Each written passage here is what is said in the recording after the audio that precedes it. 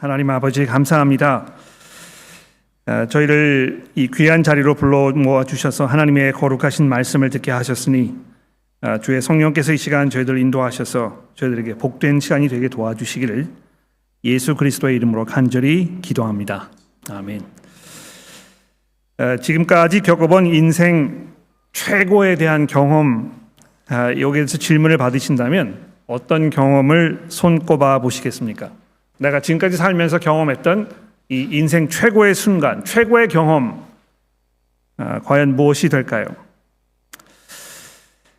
물론 어떤 것들을 기준으로 인생의 최고 경험을 가늠하는지는 사람마다 각자 이 기준이 있을 것입니다.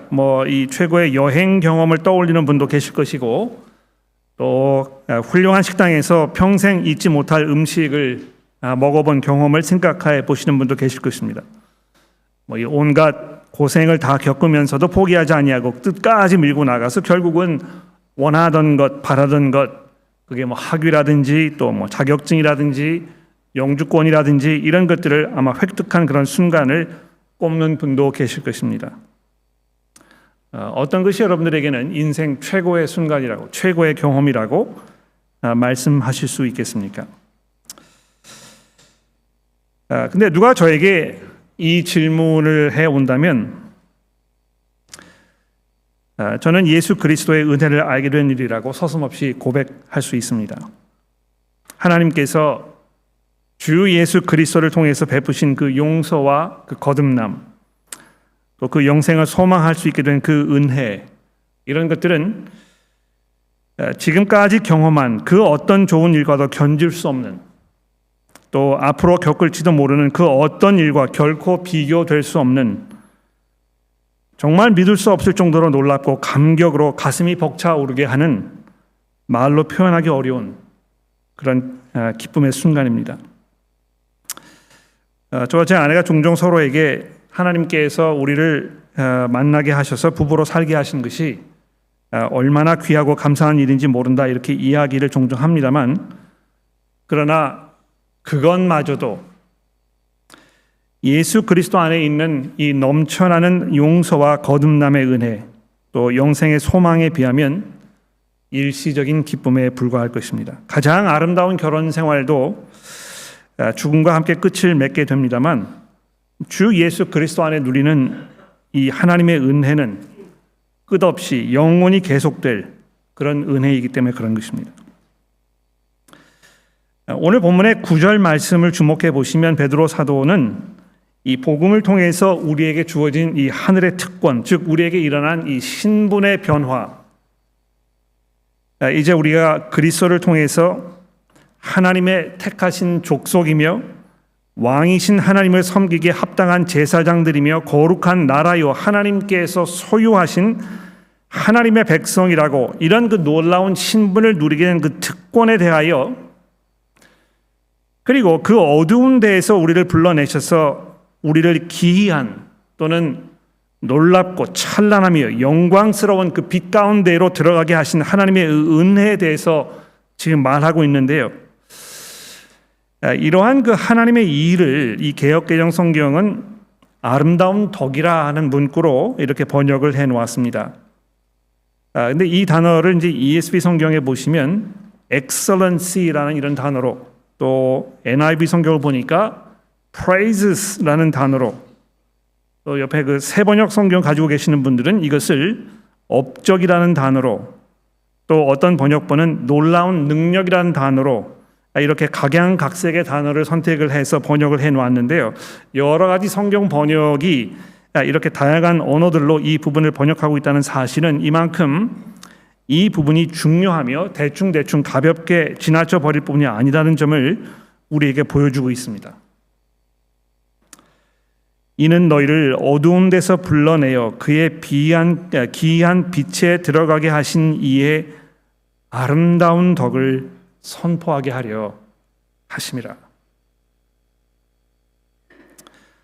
베드로 사도가 말하는 이 하나님의 아름다운 덕은 지금까지 겪어본 인생 최고의 경험이요 전무후무한 사건이며 그 무엇과도 비교될 수 없는 경험으로 우리 그리스도인들에게 주신 이 용서와 또 그 거듭남과 하나님과의 이 새로운 관계와 그 관계를 통해서 누릴 수 있게 된 이 영생의 그 소망, 그 은혜를 말하는 것입니다. 오늘 우리에게 주신 이 은혜의 실체에 대해서 베드로전서의 말씀 속에서 다시 한번 돌아보면서 우리에게 큰 격려와 기쁨이 마음속에 차오르는 그런 아침이 되기를 바랍니다. 그 본문 말씀을 제가 이제 2장 1절부터 이렇게 정했습니다만 그 내용을 보시면 알겠습니다만 이게 이제 그 지난주 본문 말씀 마지막 부분과 아주 깊이 연관이 되어 있습니다. 이 그러므로라는 말로 2장 1절이 시작이 되고 있기 때문에 그 앞부분을 우리가 돌아보지 않을 수가 없겠는데요. 아마 기억나실 겁니다. 지난주에 이 1장 22절부터 25절까지의 말씀을 굉장히 빨리 이렇게 지나갔습니다. 제가 그렇게 하면서 오늘 이 부분을 조금 더 말씀드릴 거라고 이제 이야기를 드렸기 때문에 이 부분을 조금 집중적으로 생각을 해 보려고 합니다. 이 1장 22절부터 2장 3절까지가 이제 한 묶음으로 이렇게 되어 있습니다. 중심 주제가 같다는 것입니다. 여기 이제 반복적으로 등장하는 이 중요한 어떤 그 개념, 컨셉트 이런 게 이제 등장을 하는데 22절에 보시면 이제 진리라는 말씀이 등장합니다. 또 23절에 보시면 항상 살아있고 항상 있는 이 하나님의 말씀이라 이렇게 기록이 되어 있습니다. 또 25절에 보시면 오직 주의 말씀은 세세토록 있느니라 하였으니 너희에게 전한 이 복음이 곧 이 말씀이니라. 또 좀 더 내려오셔서 2장 2절로 넘어가시면 이 순전하고 신령한 젖을 사모하라 이렇게 되어 있는데 이것이 이 문맥상에 봤을 때 분명히 이 하나님의 말씀인 것을 우리가 알 수 있다는 것입니다. 그래서 22절부터 2장 3절까지 이 하나님의 말씀에 대하여 이제 이야기하고 있는 부분이 있는데요. 제가 여러분에게 드리려고 하는 그 말씀은 뭐냐면 2장 2절에 보시면 갓난 아기들 같이 이 순전하고 신령한 젖을 사모하라. 이는 그로 말미암아 너희로 구원에 이르도록 자라게 하려 함이라 하는 이 부분인 것입니다.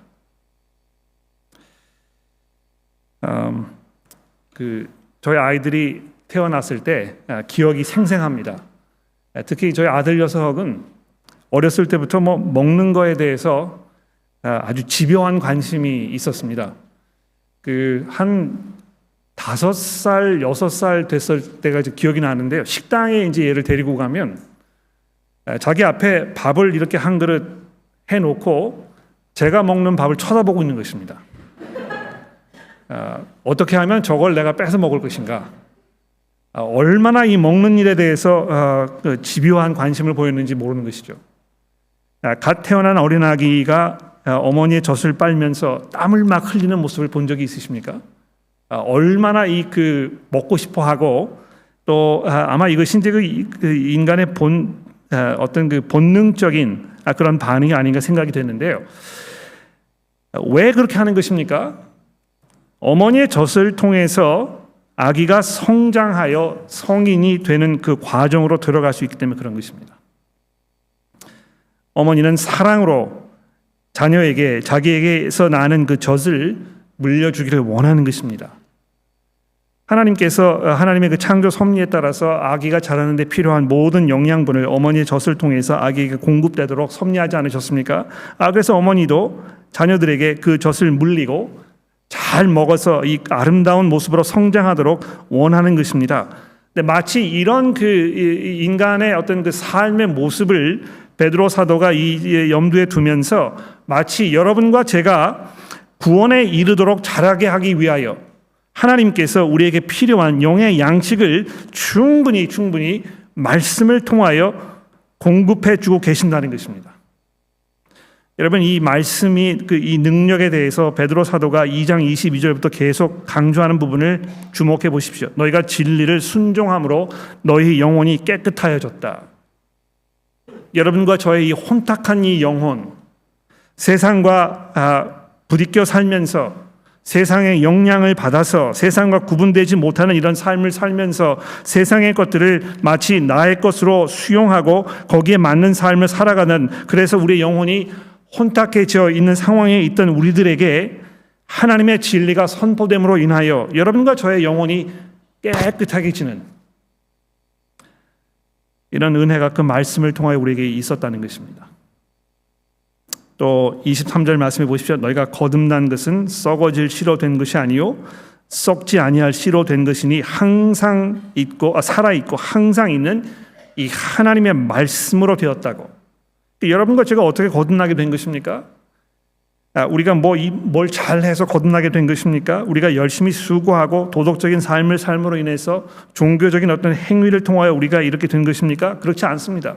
여러분과 제가 하나님의 말씀을 통하여 선포되는 이 그리스도 예수의 이 복음의 은혜를 우리가 듣고 그것을 이해하였을 때 이것이 여러분과 저의 삶 속에서 우리의 힘으로는 감당할 수 없는 하나님의 이 오묘하신 믿음의 섭리에 의하여 우리가 거듭나게 된다는 것입니다. 바로 이것이 여러분과 저로 하여금 구원에 이르도록 무럭무럭 자라는 우리의 영이 풍성해지는, 그래서 우리로 하여금 우리 스스로에 대해서 우리가 살고 있는 이 세상에 대하여 하나님에 대하여 더 깊이 이해하게 되고 그것을 이해하게 되면 될수록 더더욱 하나님의 은혜에 의지하게 되는 이 놀라운 일이 하나님의 말씀을 통하여 우리 삶 속에 일어나게 된다는 것입니다. 지금 현재 우리 교회에서 간증사역 훈련을 하고 계시는 분들이 약간 50대분가량 되십니다. 이분들이 3명씩 짝을 지어가지고 그룹으로 모여서 지금 11대여섯 모이고 있는데, 이분들이 주중에 이 카톡방에다가 서로 간증을 나누면서 자기에게 있었던 그 은혜에 대해서 이렇게 기록하시는 글들을 제가 계속 집중해서 보고 있습니다. 하나님께서 예전에 내가 아무것도 모르고 살고 있었을 때, 내가 그저 내 멋대로 살고 있었을 때에 나를 긍휼히 여기시고 그래서 그 말씀으로 내게 찾아오셔서 나의 과거에 어두웠던 삶과 부족했던 모습들을 보여주시고 그것을 용서하셔서 나로 하여금 깨끗하게 새 영혼을 갖게 하시며 거듭나서 이 부활의 소망 가운데 살게 하시는 이 은혜가 얼마나 놀라운 것인지에 대하여 고백하고 증언하며 그러한 삶을 살기 시작했을 때 이것이 얼마나 풍성한 삶으로 이분들을 인도하고 있는지를 이분들의 간증을 통해서 우리가 확인해 보고 있는 것입니다. 갓난아기들 같이 이 순전하고 신령한 젖을 사모하라. 왜 그런 것입니까? 하나님께서 이것을 통해서 여러분과 저로 하여금 하나님의 그 놀라운 구원의 자리에 나아가도록, 그것을 누리도록, 그것이 우리의 것이 되도록 하시기 위해서 우리에게 필요한 이 영의 양식을 충분히 공급해주고 계시기 때문에 그런 것입니다. 아마 이 베드로전서를 우리가 읽어보게 되면 그 어떤 다른 부분보다도 이 하나님의 은혜에 대한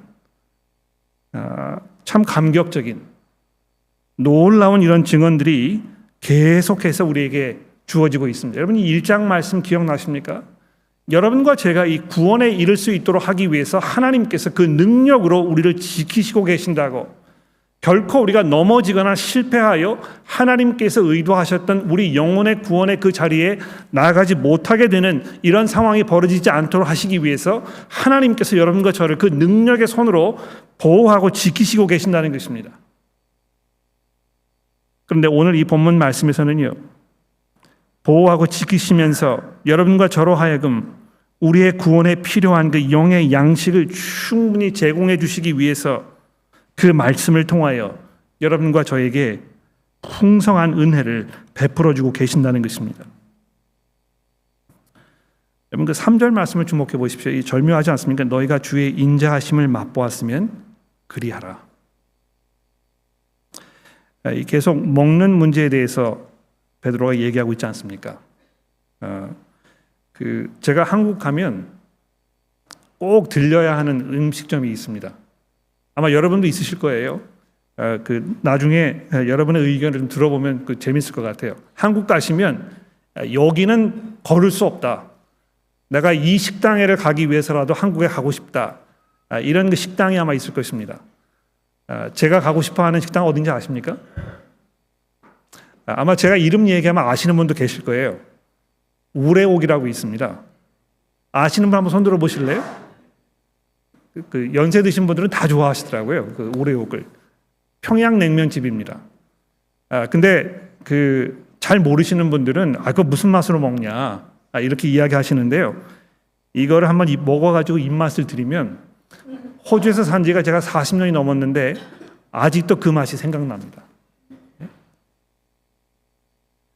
그런데 하나님의 그 인자하심, 예수 그리스도를 통해서 우리에게 나타난 이 하나님의 그 은혜, 이것을 우리가 경험하고 이것을 이해하여 그 은혜 가운데 살면서 더 큰 은혜로 우리를 기다리고 계시는 이 하나님의 그 사랑을 우리가 바라보았을 때 마치 어린아이가 순전하고 신령한 어머니의 젖을 사모하는 것처럼 지금도 생각나는 그 음식점의 그 맛있는 음식이 기억나는 것처럼 우리가 더더욱 그 말씀을 사모하게 된다는 것입니다. 제가 저희 교회에 있는 교우 여러분들의 모습을 보면서 여러분들이 얼마나 하나님의 말씀을 사랑하시고 그 말씀을 통하여 여러분이 필요하신 영의 양식이 공급되며 그것을 통해서 하나님께서 여러분들을 이 땅에서 실패하지 아니하고 훌륭한 모습으로 살아가도록 인도하고 계시는지를 제가 늘 확인합니다. 이것이 얼마나 큰 축복이며 얼마나 놀라운 은혜입니까? 아마 이것을 경험해 보지 못하셨거나 또 아직 맛을 들이지 못하신 분께서는 무슨 얘기를 하는 것인가 이렇게 그 고개를 갸우뚱하실지 모르겠습니다만 입맛을 들여 보셔야 할 것입니다. 어떻게 우리가 이 입맛을 들이겠습니까? 어떻게 우리가 하나님의 그 은혜의 이 인자하심을 우리가 깨달아 알게 되겠습니까?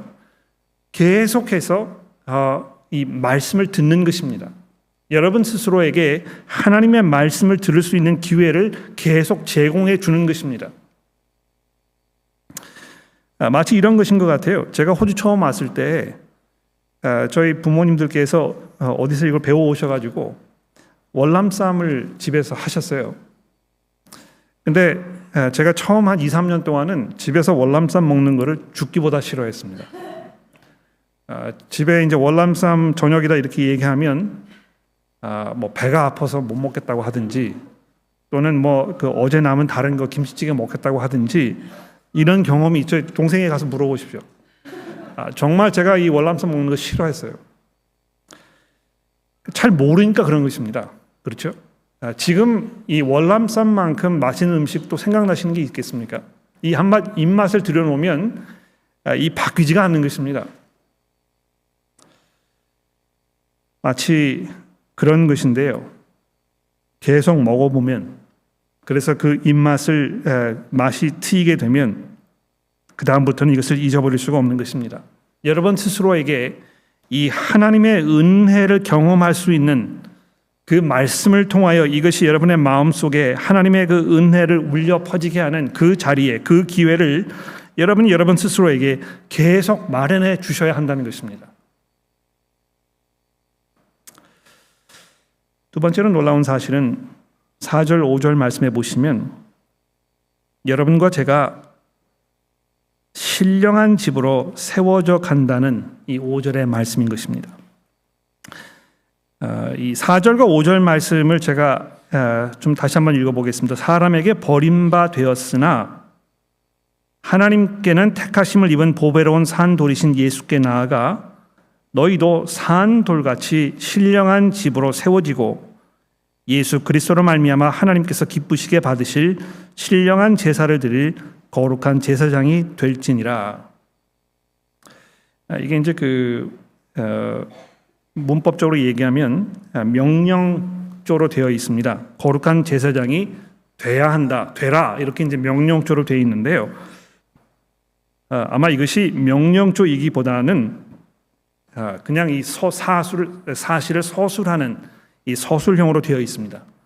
그래서 다시 읽어보면 여러분들도 산돌같이 신령한 집으로 세워지고 있습니다. 그리고 그 안에서 예수 그리스도로 말미암아 하나님께서 기쁘시게 받으실 신령한 제사를 드리는 거룩한 제사장이 되는 것입니다. 또는 제사장이 되어가고 있는 것입니다. 이렇게 베드로 사도가 우리에게 설명해 주고 있습니다. 여러분, 이 부분을 잘 한번 생각해 보십시오. 여러분과 제가 신령한 집으로 세워져 가고 있다는 것입니다. 이거는 이제 그 수동형으로 되어 있는데요. 집을 질 때 이제 우리가 스스로 뭐 이 벽돌을 쌓고 뭐 이 그 해가지고 이제 집을 짓지 않습니까?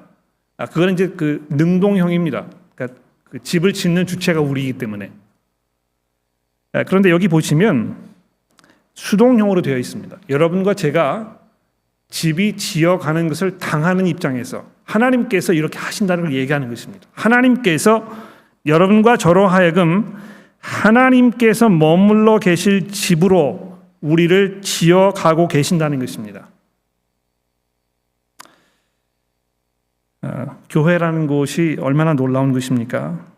우리가 함께 의지할 수 있고 서로 돌아보고 사랑하고 서로를 세워줄 수 있는 이런 그 교회의 그 공동체 안에 들어와 있다는 것이 얼마나 놀라운 축복인지 모릅니다.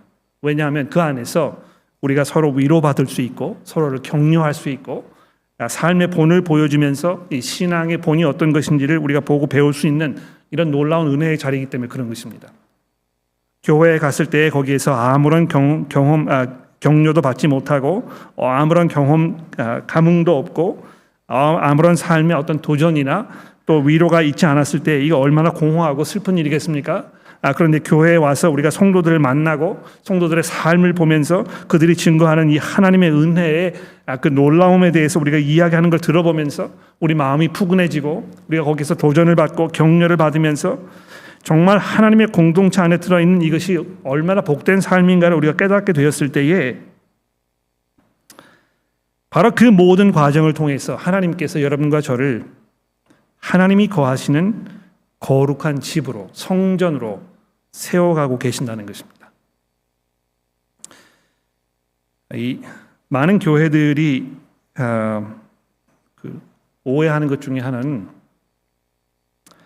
이 교회당 건물을 성전으로 생각하는 것입니다. 이 건물이 지어졌을 때 이 건물 안에 하나님께서 주무시기도 하고 식사를 하시기도 하고 이 건물에 하나님께서 사신다 이렇게 생각을 하시는지는 모르겠습니다만 이 사용하는 언어를 보면 많은 분들이 이 교회 건물을 성전이라고 얘기하는 경우가 굉장히 많습니다. 그래서 이 교회 건물을 질 때에 거기에 뭐 엄청난 그 금액을 투자를 하고 또 이것을 아주 번쩍번쩍하게 빛나는 이런 그 곳으로 만들기 위해서 많은 투자를 하는 것을 우리가 볼 수 있는데요. 베드로 사도가 이 본문 말씀에서 분명히 우리에게 말씀해 주시는 이 중요한 내용이 무엇입니까? 성전은 건물이 아니고 거기에 모여 있는 이 하나님의 백성들이라는 것입니다. 바로 여러분과 제가 하나님의 말씀을 통하여 영혼이 깨끗해지고 거듭나서 우리가 이 구원에 이르러 한 자리에 함께 모였을 때 바로 이 안에서 하나님께서 우리와 함께 거하고 계신다는 것입니다. 집이라는 것이 우리 삶 속에 얼마나 큰 비중을 차지하는지는 제가 따로 설명을 드리지 않아도 아마 이해하실 것입니다. 시드니의 이 그 평균 3bedroom house 그 가격이 1.5 밀리언 정도 된다는 이야기를 제가 들은 적이 있습니다. 얼마나 집이 우리 삶 속에 대단한 비중을 차지하고 있는지 모릅니다. 또 내가 집을 가지고 있지 않았을 때, 또 집을 가지고 있을 때 이것이 우리에게 심적으로 어떤 그 영향을 미치는지도 우리는 경험을 통해서 알고 있습니다. 마치 집이 있는 것은 이 땅에서 안정된 삶을 보장받은 것으로, 그러나 집이 없는 것은 정말 여기에서 어렵고 힘든 이런 삶을 살 수밖에 없는 이런 어려운 형편에 있는 것으로 우리가 인식하지 않습니까? 뿐만 아닙니다. 그 집에 내가 누구를 초대할 것인가? 이 집에 어떤 사람들을 부르고 내가 어떤 사람과 함께 여기에서 내 삶을 누릴 것인가 하는 이 문제가 우리의 삶 속에 얼마나 중요한 문제입니까? 제가 요즘은 그런 생각을 많이 해요. 우리의 삶이 점점 더 이 개인화되어 가다 보니까 사람들을 집으로 초대하는 일이 이제 점점 어려워지는 것입니다.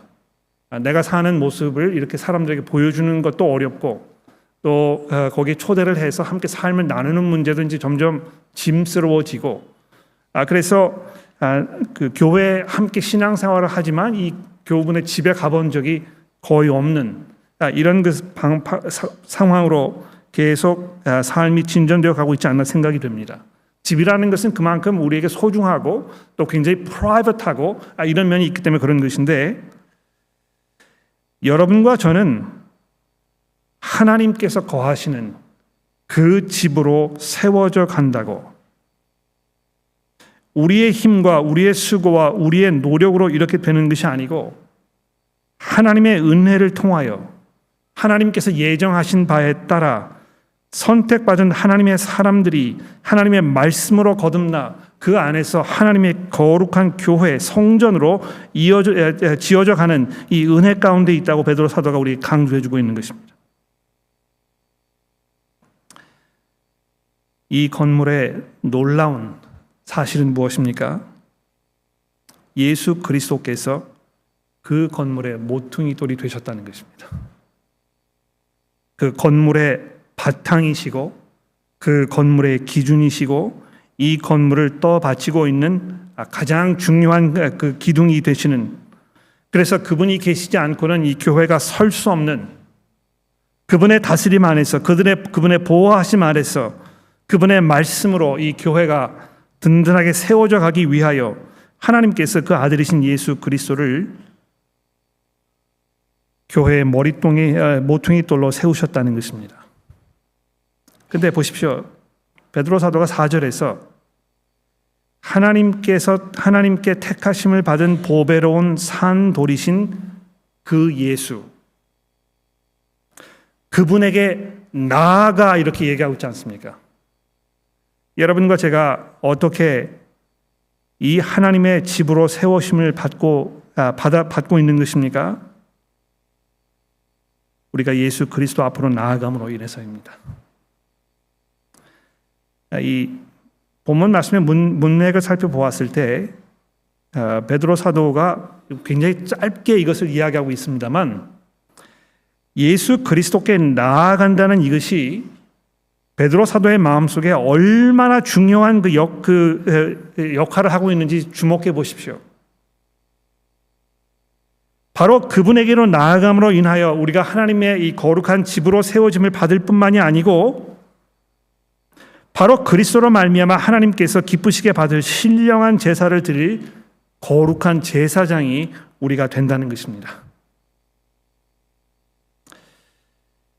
이곳은 하나님께서 계시는 그런 곳일 뿐만이 아니고 그 건물을 구성하고 있는 여러분과 제가 하나님을 예배하고 섬기기 위하여 감당해야 할 특별한 일을 하는 그런 장소라는 것입니다. 그러니까 여러분 이게 굉장히 놀랍지 않습니까? 이 신앙생활이라는 것은 그냥 개인이 혼자 하는 것이 아니라는 것입니다. 그냥 내가 교회에 소속되어 있든지 소속되어 있지 않든지 간에 그냥 나는 나와 하나님과의 관계만 잘 해서 내 믿음을 잘 지키면 되지 않겠느냐 이렇게 생각할 수 있다는 것이죠. 그러나 그렇지 않습니다. 22절 말씀에서도 이 진리를 순종함으로 우리의 영혼이 깨끗하게 되었을 때 베드로 사도가 뭘 얘기하고 있습니까? 거짓 없이 형제를 사랑하게 이르렀다고 얘기하지 않습니까? 이 공동체의 삶에 대해서 얘기하고 있는 것입니다. 그런데 이 공동체로서 여러분과 제가 함께 이 성전을 이루어가면서 우리가 함께 해야 할 아주 중요한 일이 있는데요. 그 중요한 일이 무엇입니까? 우리를 어두운 가운데서 불러내어 그의 기이한 빛에 들어가게 하신 이의 이 아름다운 덕을 선포하게 하려 하신다는 것입니다.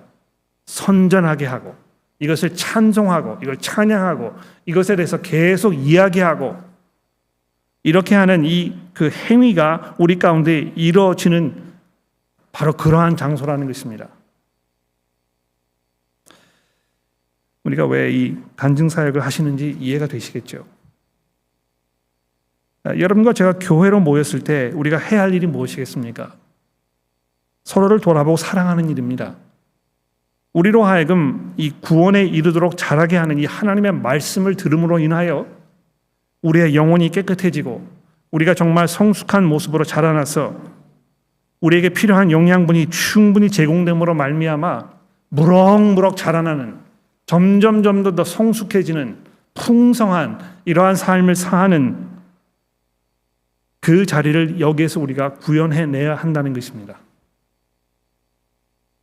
오늘 하나님께서 여러분의 삶 속에 베풀어 주신 이 복음의 은혜를 증언하고 또 간증하시는 그 일을 맡으신 여러분이 얼마나 중요한 일을 하신 것인지 돌아보십시오. 여러분께서 경험하셨던 이 하나님의 그 인자하심, 하나님께서 여러분에게 주신 이 순전하고 이 신령한 이 젖, 이것을 통해서 여러분이 누리고 계신 이 삶의 풍성함, 이런 것들을 나누시면서 우리에게 큰 위로와 격려가 되었으면 정말 좋겠습니다.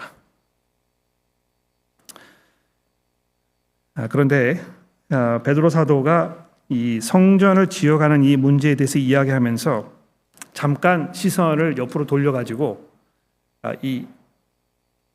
쭉 흐르는 그 맥락은 아닙니다만 약간 맥락에서 벗어나가지고 하지 않으면 안 되는, 이거를 잠깐 언급했기 때문에 거기에 대해서 좀 더 이야기하지 않으면 안 되는 이 중요한 부분을 6절, 7절, 8절에서 얘기하고 있습니다. 4절, 5절에서 예수 그리스도께서 보배로운 산돌이 되신다고 이야기를 하셨는데요. 그 주제를 이 6절, 7절, 8절에서 이런 식으로 이제 얘기합니다. 성경에 기록되었으니 보라, 내가 택한 보배로운 모퉁이 돌을 시온에 두노니 그를 믿는 자는 부끄러움을 당하지 않을 것이다. 예수 그리스도를 믿는 자에게 부끄러움을 당하지 아니하는 이런 놀라운 미래가 약속되어 있다고 오래전에 이사야 선지자가 앞을 내다보면서 장차 오실 그리스도를 생각하면서 이렇게 예언하였다는 것입니다. 그런데 그 보배로운 이 돌, 하나님께서 교회의 모퉁이 돌로 삼기 위해서 정해놓으신 이 예수 그리스도, 그분을 7절에서는 또 이렇게 얘기합니다. 너희에게는 보배이지만 믿지 아니하는 자에게는 건축자들이 버린 그 돌. 예수께서 이 땅에 오셨을 때 하나님의 택하신 메시아였습니다만 사람들로부터 버림을 받으시고 배척을 당하시고 모진 고난과 순환을 경험하셔야 했던 그 삶에 대해서 이야기하는 것이겠죠. 건물을 짓는 일에 앞장섰어야 했던 이 모든 종교 지도자들, 대제사장들과 서기관들과 바리새인들이 가장 앞장서서 그 모퉁이 돌을 잘라내려고, 이것을 땅에 묻어버리려고 안간힘을 쓰지 않았습니까? 그런데 하나님께서는 건축자들이 버린 그 돌을 모퉁이 돌로 삼으셔서 하나님의 교회의 초석이 되게 하셨다는 것입니다. 그런데 중요한 것은 이제 8절에 있는 말씀입니다. 바로 그 돌이 부딪히는 돌과 걸려 넘어지는 바위가 되게 하셨다고 얘기합니다. 이제 몇 주 후에 저희가 그 기독교 설명회를 하게 될 텐데요. 복된 삶을 위하여라고 제가 그 제목을 잡아보았습니다. 근데 복된 삶이 무엇인가를 말씀드리기 위해서 제가 특별히 마태복음 11장 6절에 있는 말씀을 곰곰이 생각해 보고 있는데요. 거기에 보시면 예수께서 뭐라고 말씀하시는지 아십니까? 나로 말미암아 실족하지 않는 자에게는 복이 있을 것이다. 예수 그리스도 때문에 실족하지 않는 사람, 즉 예수 그리스도 그분에게 발이 걸려가지고 넘어지는 사람, 그렇게 하지 않는 사람에게 복이 있을 것이다.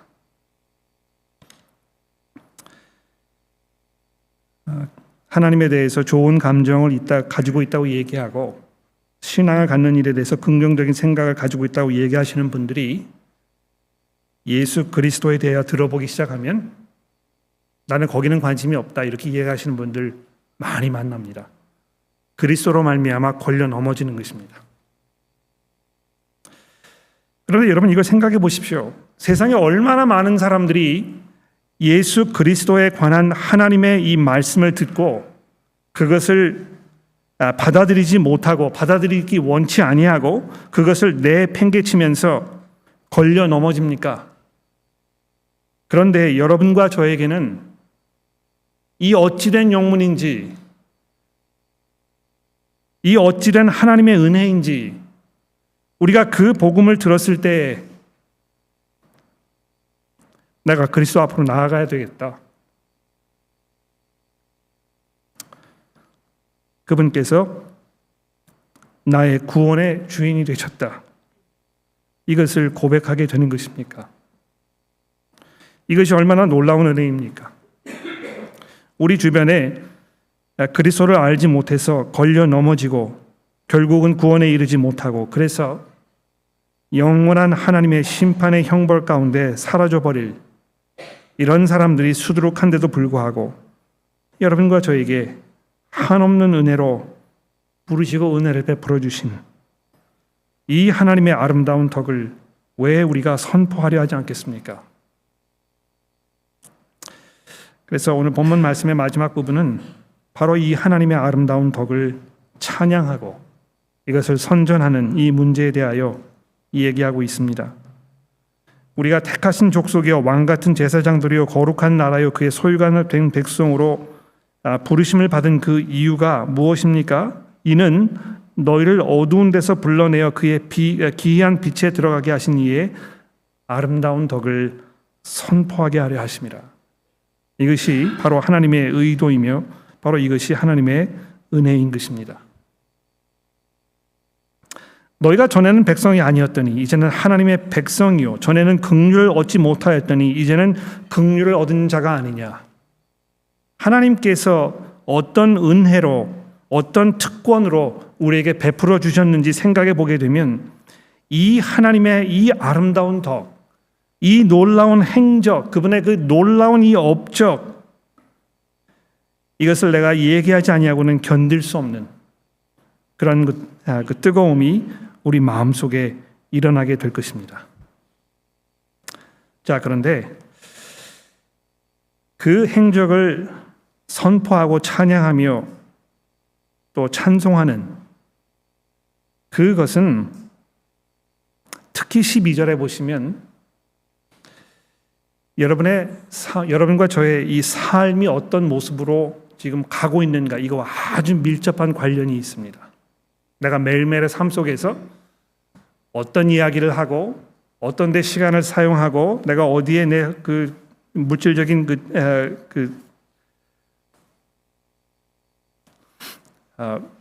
내 물질을 사용하고 내가 무엇을 바라며 내가 무엇을 소망하는가 이런 걸 보게 되면 그 속에 하나님의 이 긍휼하심에 대한 나의 마음의 자세와 내 생각이 그대로 담겨 있다는 것입니다. 이제 이 그 12절 말씀이 다음 주부터 이어질 이 그 나머지 부분의 어떤 그 토픽 센텐스가 되기 때문에 제가 오늘은 뭐 더 자세히 말씀드리지 않겠습니다만 이 12절 말씀을 주목해 보십시오. 너희가 이방인 중에서 행실을 선하게 가져 너희를 악행한다고 비방하는 자들로 하여금 너희 선한 일을 보고 오시는 날에 하나님께 영광을 돌리게 하려 함이니라. 이제 여러분과 저에게는 이 하나님의 백성으로 살아야 할 특권과 함께 중대한 책임과 역할이 주어진 것입니다. 여러분과 저의 그 행실을 보면서 우리 주변에 있는 구원받지 못한 사람들이 하나님께서 그 아들을 보내셔서 이 땅에 그분이 다시 오시는 그 날 하나님께 영광을 돌리고 찬송하는 이런 놀라운 일이 있기를 간절히 기도합니다. 기도하겠습니다.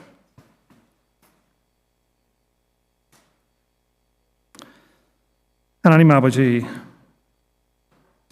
저희들을 어두운 데서 불러내어 하나님의 놀랍고 찬란하며 영광스러운 빛에 들어가게 하신 그 하나님의 아름다운 덕을 저희가 돌아봅니다.